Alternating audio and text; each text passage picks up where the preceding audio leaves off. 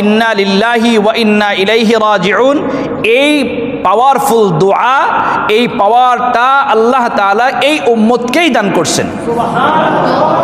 এজন্য যারা আমরা ইন্না লিল্লাহ পাইছি শুকরিয়া আদায় করব। কিন্তু উঁচটা খাইলে, আমরা উঁচটা খাইলে ও মা গো বলে কিনা, অথবা কেউ আছে মনে করেন ইস বলি কিনা, আবার কোনো একটা ও বাবা বলি না, হ্যাঁ। আর যদি একটু মডেল হয় ও মাই গড বলে কি বলে না, মডেলের কারণে কত কথাই কয়।